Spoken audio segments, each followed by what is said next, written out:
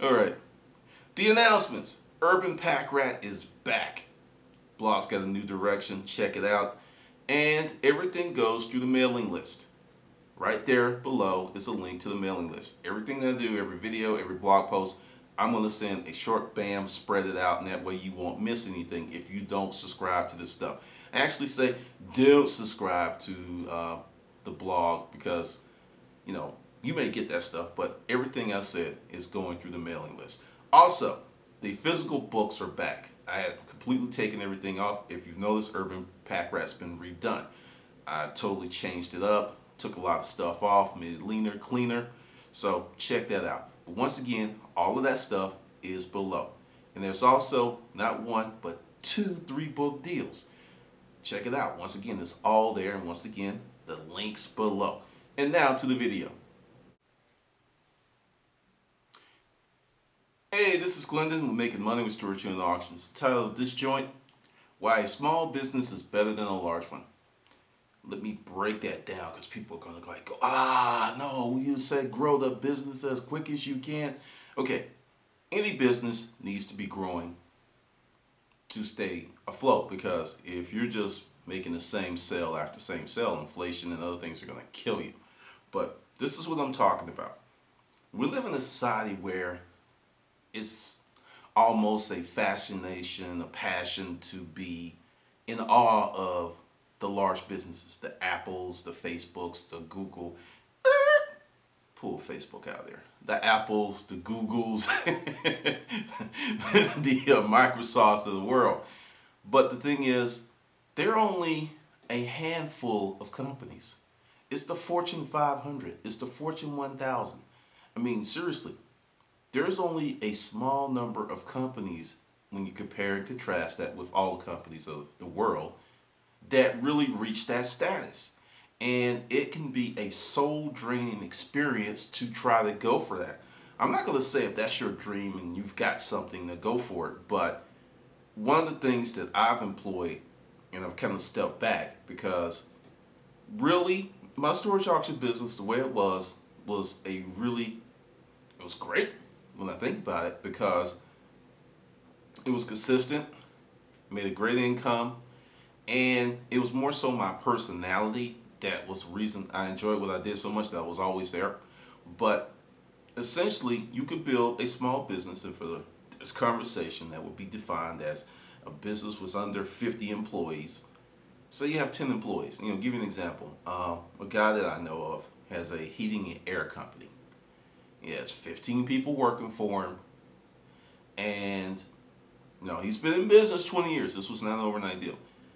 And from what I gather, just some hint stuff that he dropped, because I've never asked him what he made, but I know he does about $2 to $3 million a year in gross sales. And I've been to the house. House is about $800,000 house. Wife never worked. And dude goes fishing every weekend.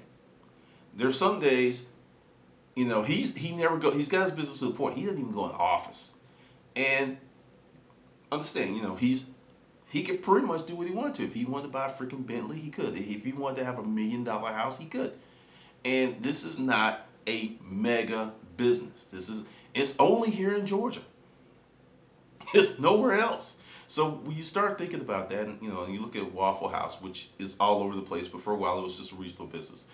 Essentially, you can build a great resale business and not kill yourself. The first few years are going to be the thing that will really, really rock your world. Your first 2 to 4 years, that's the killer part. And there's really no way around it. There are no shortcuts. There's no, because the thing is, everything now is being predicated on an internet enterprise model. And that's just not going to work with so many businesses. It's just not going to work. Can you use the internet to make your business better? Sure. You can. Can you use the internet to gather more sales? Definitely. But can you have the internet send your tech in that heating and air unit through the internet to the customer's house? No. You still need a truck. You still need someone to get out there and do the grunt work and put that sucker in. There are so many businesses that require someone that has to do something, take something, build something, cook something. And that's not going to change in a long time until we get to the point where was that thing on Star Trek where they was like, hey, I want beefsteak, and they press a button and you open up the door and there's your beefsteak. Until we get to that type of technology, which is a long ways off, it's still going to need people to do things.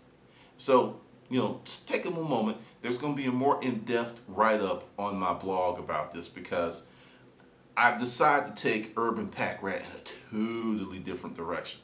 Because essentially, just to be honest, I'm kind of sick of the whining and the bitching and the complaining of storage auctions. I mean, seriously, that's a large segment of the noise online. And the thing is, I said in 2009, I said in 2010, I said in 2011, here it is 2012, I'm saying it again.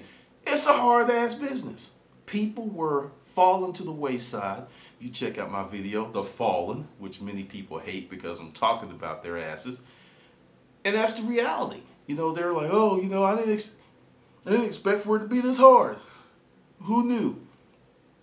So that reality. So more business information, more things like this.